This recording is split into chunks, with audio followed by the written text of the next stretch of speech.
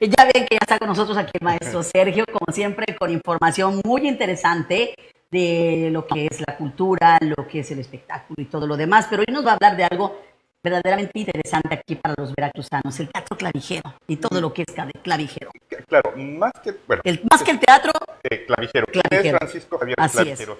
El próximo 9 de septiembre se cumplirán 287 años del natalicio de Francisco Javier Clavijero y Echegaray, quien nació en este puerto de Veracruz en el año de 1731, hijo de un funcionario del gobierno de la corona española, por lo que su familia se trasladaba constantemente de una población a otra dentro de la Nueva España, y en regiones, pero sobre todo en regiones con fuerte presencia indígena.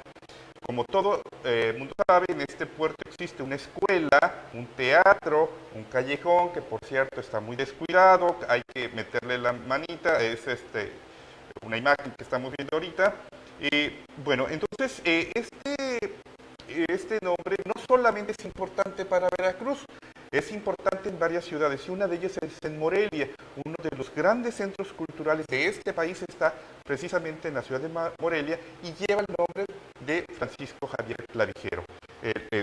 Y, por ejemplo, también el Instituto Nacional de Antropología e Historia año con año entregan el premio Francisco Javier Clavijero a los trabajos de investigación en historia y etnohistoria.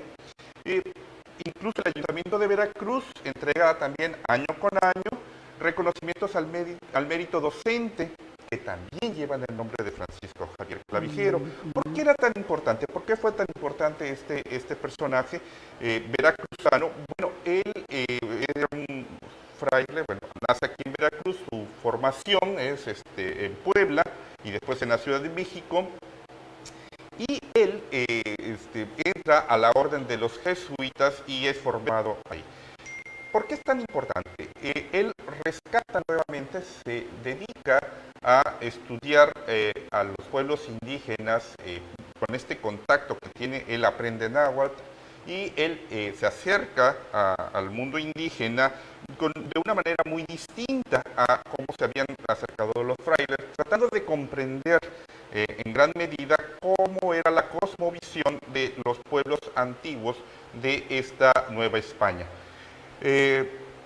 Desde muy temprana edad demostró interés por aprender las lenguas de los pueblos indígenas con los cuales mantenía una buena relación, en especial los que hablaban náhuatl, porque él lo aprende y estudia también los códices y las costumbres, de dónde vienen las costumbres que tenían y por qué las hacían.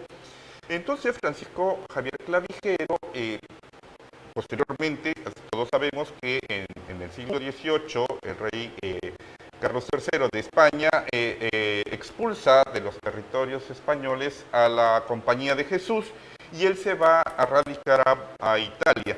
Ahí redacta una nueva historia de la Nueva España, de los pueblos indígenas, pero sobre todo una visión de la historia en donde el indígena no era menor que el español. Él es quizás el primer gran historiador en donde compara que las dos culturas tienen la misma importancia y el mismo valor. No destaca una ni por inferioridad ni la otra. Esta visión fue quizás la más importante que podemos tener porque es la primera. ¿No? Esto para nosotros va a ser muy importante. Él ya no le toca ver, por ejemplo, la independencia de México, bueno, de la Nueva España, ya no le toca verla, pero él es uno de los idealistas, una de las personas que promueven esta idea de una igualdad entre las culturas. Francisco Javier Clavijero escribe la historia antigua de México. Esto ya lo escribe en Italia, pero también ya aquí en México, en la Nueva España, antes de que fueran expulsados los jesuitas, él se convierte en un gran maestro precisamente en Valladolid, que ahora es Morelia, en esta escuela que tenía ahí los jesuitas, que hoy es el Centro Cultural, en donde estudió Miguel Hidalgo. Él no fue maestro de Miguel Hidalgo, pero bueno, las ideas eran revolucionarias. Él también se acerca a los filósofos y científicos más importantes de su época y que, bueno, algunas veces estaban incluso en contra de la visión del cristianismo que se tenía en este momento, como René Descartes, Leibniz, Newton incluso, ¿no? que fueron personajes del conocimiento humano que incluso se podían poner en contra de lo... Claro, incluso, bueno, pues él deja historia prácticamente Sí. aquí en lo que es el estado de Veracruz, porque hay una serie de reconocimientos hacia su persona, ¿no? Así es, él muere en Bolonia y en 1970 sus restos son repatriados a México y se encuentra actualmente en el Panteón Civil de Dolores, en la Rotonda de los Hombres Ilustres de México. Entonces, pero sí siento que en Veracruz, bueno, están los edificios, pero poco se trata o se promueve la obra de este gran historiador. De hecho, muy poco se Conocen sabe realmente quién era él, qué fue la trascendencia. sí. Simplemente ves los monumentos, pero no hay quien te Porque diga, sobre todo los jóvenes. Los ¿no? jóvenes, Que exactamente. Muy pocos saben de él. Es bien importante cómo, a pesar de su fe, sin dejar de un lado su fe, él eso es muy importante, ¿no? Se aboca a estudiar a los más modernos y los introduce en estas clases que él daba. No solamente lo conoce, sino que lo transmiten, es decir, vamos a ponernos al día, el mundo va evolucionando y nosotros tenemos que evolucionar con ellos. Entonces, Francisco Javier Clavijero quizás es uno de los personajes más importantes que ha dado pues, este puerto, como no solamente un gran historiador en el que ya retoma, dicen las dos culturas son iguales. Esta es una cuestión muy, muy interesante, una visión muy avanzada para su época. Y como catedrático, como docente, también fue una persona precursora de poner al día los conocimientos, aunque estos implicaran ir en contra de su propia fe, que digo, no tuvo ningún problema por ello.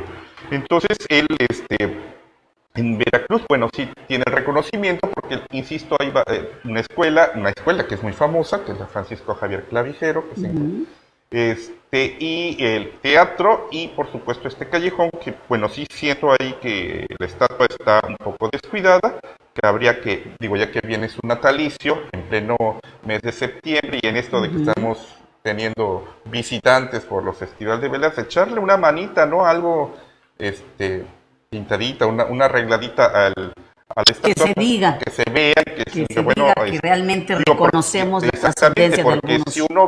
Si uno ve las instalaciones del Centro Cultural Clavijero en Morelia, Michoacán, es una preciosidad de edificio. Sí, no lo conozco, pero pues... por ahí traje unas imágenes también. A ver si las ponemos, no las tenemos, chicos, por ahí las imágenes que nos traía el maestro. Era la escuela de los jesuitas en... Este es el no, este es el teatro de aquí, ¿no? Sí, ese es el teatro. Este es aquí. A ver, hay otras imágenes que te dieron por allí para ver... un edificio tenemos. Con arcos, Ese. Ay, ya te nos fuiste. A ver, ahí está. ¡Ay, qué bonito! Es precioso, las instalaciones, los interiores, las salas de exposición son maravillosas. Por ejemplo, en Michoacán, vamos, varias calles, por ejemplo, en varias ciudades de Michoacán, las calles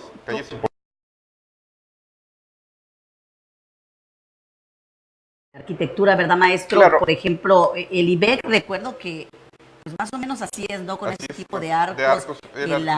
La arquitectura de la época. La arquitectura de la época, incluso en unas haciendas de Jalapa tienen ese tipo también, los arcos alrededor y la fuente en medio, ¿no? Así es bueno, la arquitectura de la época. Pero bueno, estamos en el hecho de que lo que hace falta es realmente que Veracruz tenga mayor atención a esto, que haya la voluntad política por recuperar estos espacios. Sinceramente, yo ahorita, la otra noche estuve en un conversatorio en el centro y salí, y la ciudad en Veracruz, de noche, aún con todos los veleros en el malecón, todo muy bonito, pero ya Independencia, Mario Molina, todas esas calles están, de verdad, le da a uno miedo caminar por las calles del centro histórico. Y bueno, es lamentable que se pierda pues la vivencia, ¿no? de una ciudad tan importante, con edificios tan maravillosos, que bueno, ahí están y que están muy descuidados. Entonces, pues retomar, ¿no?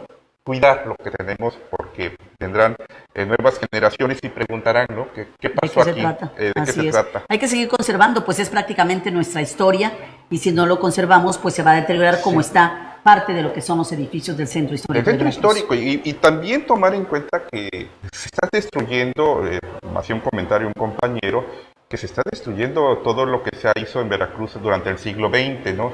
Ahorita estamos viendo la remodelación en el Parque Zaragoza, se ve, no sé cuál, no conozco realmente el proyecto, pero la placa que tenían ahí, que era de las leyes de reforma, la quitaron, no de la mejor manera, y no sabemos si la van a reinstalar. Esperemos que sí, porque eso es historia, ¿no? Historia también en nuestro país de un siglo que ya terminó y que estamos empezando y que, bueno, estamos viendo los albores, pero dentro de 100 años las nuevas generaciones preguntarán quiénes serían los que vivieron en esta ciudad.